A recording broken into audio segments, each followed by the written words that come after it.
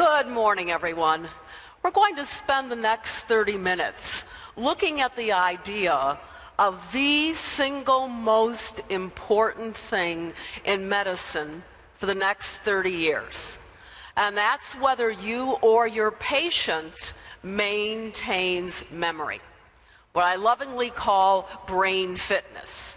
So how do you maintain memory and cognition at any age? I love this quotation.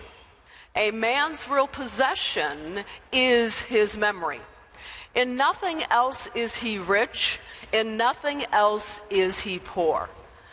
Many of us and our patients will live to be over 100 years of age. But it's not just longevity. It's more about how healthy that patient stays. And it really comes down to vision, memory, and mobility. The references to this seminar, some are on the slides and some are from my new book, What You Must Know About Memory Loss and How You Can Stop It. We pretty much all know how the brain works.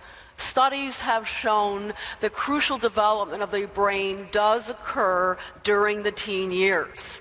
But through our entire life, because the brain is placid, we continue to learn. So you can gain IQ with age. We have the forebrain, the hemispheres, the frontal lobes, parietal lobes, temporal lobes, occipital lobes, midbrain, hindbrain. They really all get affected so that they are used throughout the lifetime. Even the limbic system with the hypothalamus, the thalamus, the hippocampus, the amygdala, it is important for all of these functions to maintain memory. When it comes to communication in the brain, neurotransmitters are involved. And there's over 100 different neurotransmitters in the body. And the hormones in the body, particularly the sex hormones, have a direct interplay with the neurotransmitters. But the key neurotransmitters for memory, acetylcholine itself, it is the main neurotransmitter of memory. And then, of course, serotonin, dopamine, glutamate, and GABA. When we look at age-related memory decline, studies have shown there is a memory decline from age 25 to 40 of about 21%. And this continues to the age of 70 to 79, where you can get a decline of up to 43%. I'd like to suggest to you that that really doesn't have to happen. How about Alzheimer's disease? There are certainly several genes associated with it. The good news is your patient is not stuck with their genetic history.